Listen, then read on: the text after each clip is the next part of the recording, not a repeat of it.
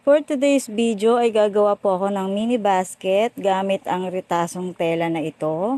Tara po't panoorin ninyo. Nag-provide lamang ako ng dalawang klase ng tela na ang sukat ay 30 cm by 30 cm. Nilupi ko lamang po siya ng paganyan.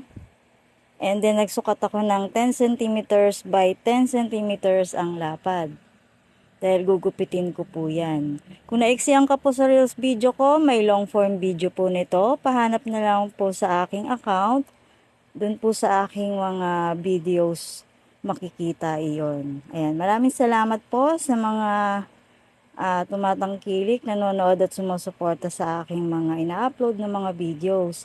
Kaya naman hinihiling ko na pakipollow nyo po ako sa mga hindi pa po nakakapollow para lagi kayong nanonotify kapag nag-upload po ako ng videos. Ayan. Marami pong salamat and shout out po sa mga top fans ko dyan. God bless po sa inyong lahat. Ayan, pagkatapos ko po siyang gupitin, ganun din po ang gawin ninyo dun sa isang tela. Ayan, parehahin nyo po. And then, magpo-provide ako dito ng pinaka-strap niya or tangkay.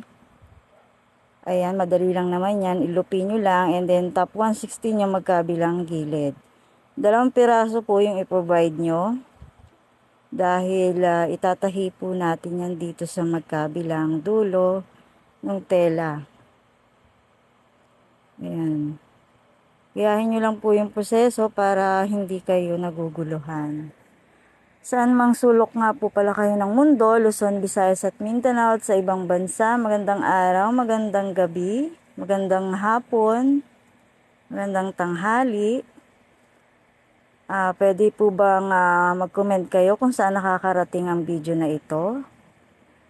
At kung patuloy ka pa rin pong nanonood sa video ko na ito, ay tiyak niya na nasisiyahan kayo at talagang gusto nyong matuto. Kaya naman maraming salamat po sa inyong lahat. Pagkatapos ko po maikabit yung mga strap niya, ilupi ko po siya ng paganyan and then pasadahan magkabilang gilid. Yan, ilak nyo lang yung bawat dulo para hindi siya matastas. Malit lamang po kahit mga 1/4. Ayan, and then doon sa kabila naman. Pa-like and share nga po pala ng video na ito para lahat po makapanood at matuto. Baka type nyo pong gumawa ng mini basket. Or pwede nyo rin namang lakihan yung gagawin nyo. Nasa inyo na po kung anong sukat yung ipoprovide nyo. Tapos ganun din po gawin nyo dun sa pinaka-lining nya. Pasadahan nyo rin yung magkabilang gilid. Mag-provide po kayo dyan ng butas para sa pagsusuotan kapag binaliktad na po siya. Once na tinahina po yung kabuuan ng basket. Ayan, isusuot ko lang po siya ng ayan, isuot nyo po yan siya dyan sa pangalawang tela. Katulad ng ganyan, no, itsura niya. Right side po yung nasa loob, wrong side po yung nasa labas. Then, pasadahan nyo po ng paikot. Pantayan siya dun sa mga lapad niya. Or dun sa may mga dugtungan. And then, ayan na nga po, babalik ta rin. And then, ilak nyo yung pinakabutas nung lining. Ganyan lang po siya kasimple. Sana ay nakukuha ninyo. And then, pasadaan lang naman ng 1/4 yung pinakalabi niya. Ayan, patapos na po. Sana may natutunan sa video na ito.